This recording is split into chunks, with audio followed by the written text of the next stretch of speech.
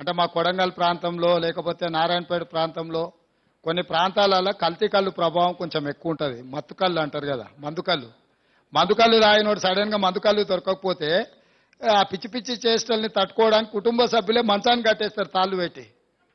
అధికారం పోయిన withdrawal symptoms తోని కేటీఆర్ అట్లా మాట్లాడుతుండు. కొంతకాలం అతన్ని తాళ్ళు పెట్టి మంచాన్ని కట్టాల్సిన పరిస్థితి ఉంటుంది.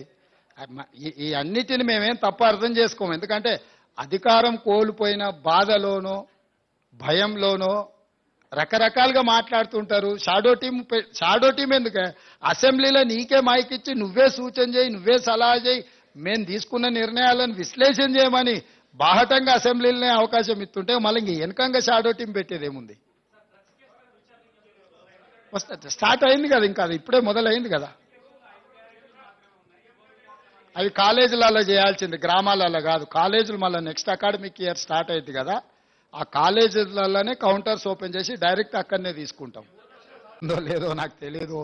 ఖచ్చితంగా ఆ మార్పును మీరు చూస్తున్నారు. భవిష్యత్తులో ఇక్కడ ఇదే హాల్లో పూర్తి స్థాయిలో మా మంత్రివర్గ సహచరులు, ఉప ముఖ్యమంత్రి గారు, మేము కానీ ప్రభుత్వం వైపు నుంచి అధికారిక కార్యక్రమాలు ఏమైనా చేపట్టినప్పుడు ఇక్కడనే పత్రికా సమావేశాన్ని ఏర్పాటు చేయడానికి ఒక మీడియా కాన్ఫరెన్స్ హాల్ కూడా క్రియేట్ చేయమని చెప్పి మా చీఫ్ సెక్రటరీ గారికి మేము ఆదేశాలు ఇవ్వడం. తొందరలోనే ఇక్కడ మీడియా మందిరం ఉంటుంది.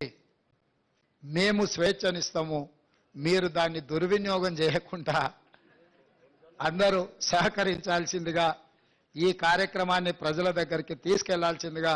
మాకు తెలుసు ఢిల్లీలో కూడా నిన్న మీడియా మిత్రులు కలిసి వినతి పత్రం ఇచ్చారు. మీ సమస్యలు కూడా చాలా ఉన్నాయి, చాలా కాలం నుంచి పేరుకపోయినాయి. తొందరలోనే వాటన్నిటి మీద కూడా దృష్టి పెడతాము. ఎవరు ఆందోళన చెందాల్సిన పని లేదు. ఈ ప్రభుత్వం మీది, మీకోసం పనిచేస్తుంది, ప్రజల కోసం పనిచేస్తుంది. ప్రజలకు పనిచేసే విధంగా మీరు అక్కడ దరఖాస్తు ఇచ్చింది వీళ్ళు పరిష్కరించలేదు, నేను పరిష్కరిస్తున్నా, 1,00,000 రూపాయలు ఇస్తున్నా అని కేటీఆర్ గారు ఎక్కడో టీవీలో పేపర్లో ఎక్కడో నాకు భలే సంతోషం అనిపించింది. నీ 1,00,000 కోట్లలో 1,00,000 రూపాయలు అన్న నీ మెడలు వంచి పేదలకు వంచిపించిన. ప్రజావాణి విజయవంతమైనట్టే కదా. ప్రజావాణి ఏంది? అక్కడికి వచ్చిన వాళ్ళ సమస్య పరిష్కరించడానికి, ఆ సమస్యను మేము పరిష్కరించినట్టే కదా. ఆమె అక్కడికి రావడం వల్ల, ఆ సమస్య తెలవడం వల్ల 1,00,000 కోట్లు అక్రమంగా సంపాదించుకున్న దాంట్లో 1,00,000 రూపాయలు అయితే ఒక మహిళకు పంచివ్వగలిగినాం కదా. కాబట్టి మా ప్రజావాణి కార్యక్రమం విజయవంతం అవ్వడం మొదలుపెట్టింది. భవిష్యత్తులో కూడా ఈ కార్యక్రమాన్ని ముందుకు తీసుకెళ్తాం.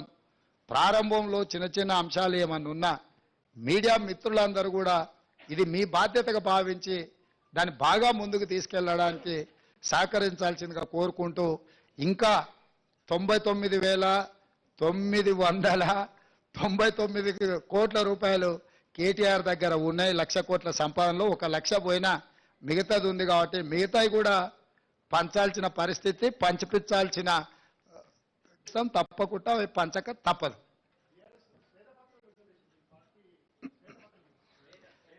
ఇప్పుడు నేనేమంటున్నా అంటే, ఆ రోజు